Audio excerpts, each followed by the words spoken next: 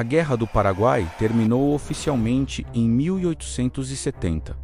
Na história real, o Brasil venceu, mas saiu exausto, endividado e politicamente instável. Agora, imagine um cenário diferente. Imagine que o Brasil não apenas venceu a Guerra do Paraguai, mas saiu dela mais forte, mais organizado e decidido a nunca mais ser ameaçado. Nesse mundo alternativo, a guerra não enfraqueceu o império, ela o transformou. O exército, que até então era uma força secundária, volta do conflito com prestígio absoluto. Os generais são vistos como heróis nacionais. Os soldados como símbolos de unidade e poder. E o país faz uma escolha crucial. Em vez de reduzir suas forças armadas, o Brasil decide expandir e profissionalizar o exército, transformando-o no centro do Estado. Nasce ali o Império Militar Brasileiro. O imperador continua existindo, mas agora governa ao lado dos generais.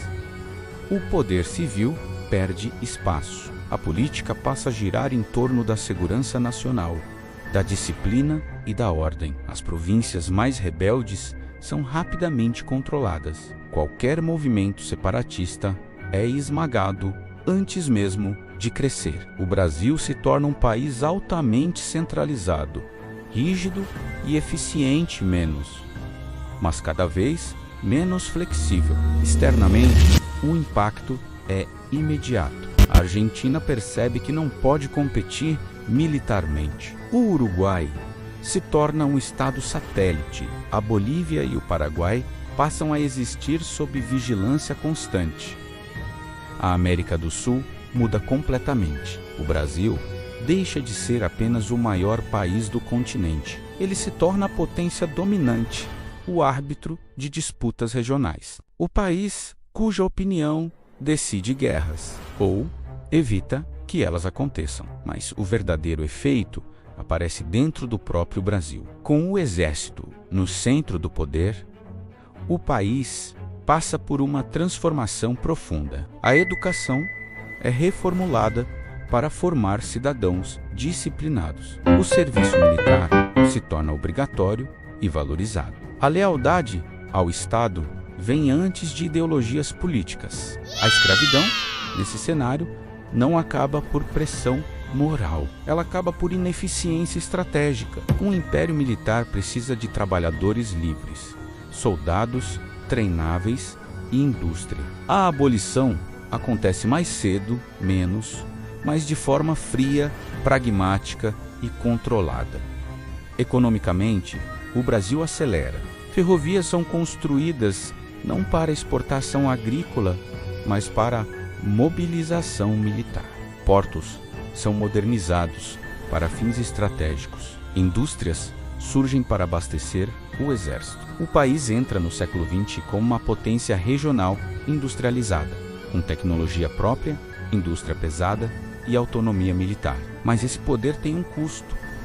A política deixa de ser plural. O dissenso é tratado como ameaça. Jornalistas, intelectuais e líderes civis operam sob vigilância constante. A democracia, se existe, é limitada. O voto não é visto como direito absoluto, mas como algo que deve servir à estabilidade do Estado.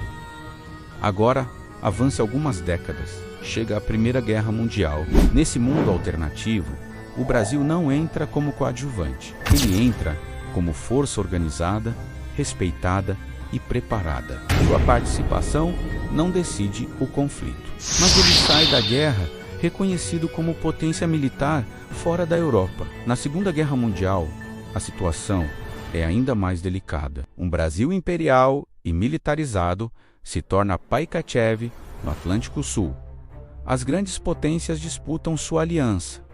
Neutralidade deixa de ser opção simples. Qualquer escolha gera consequências globais. Ao fim da guerra, esse Brasil não pede espaço. Ele exige assentos em organismos internacionais, influência direta sobre a América Latina, reconhecimento como potência intermediária global. Mas a pergunta inevitável surge: esse Brasil seria melhor para quem? Para o Estado, sem dúvida. Para a elite militar, certamente.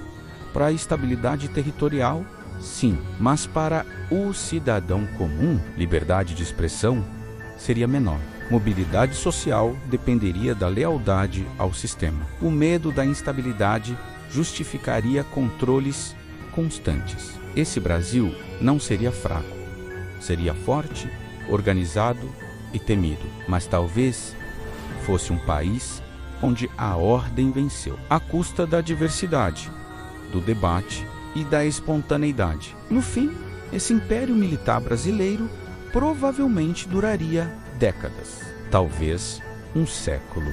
Mas toda estrutura baseada na força enfrenta um dilema inevitável: ou se adapta ou entra em conflito consigo mesma. Talvez esse Brasil fosse uma superpotência regional, ou talvez tivesse implodido sob o peso do próprio controle. A história real escolheu outro caminho, imperfeito, instável, contraditório, menos, mas aberto à mudança. E é exatamente isso que torna essa pergunta tão poderosa. E se o Brasil tivesse escolhido o caminho da força absoluta? Aqui é o Max Histórias.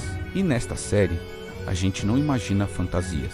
A gente reconstrói os mundos que quase existiram.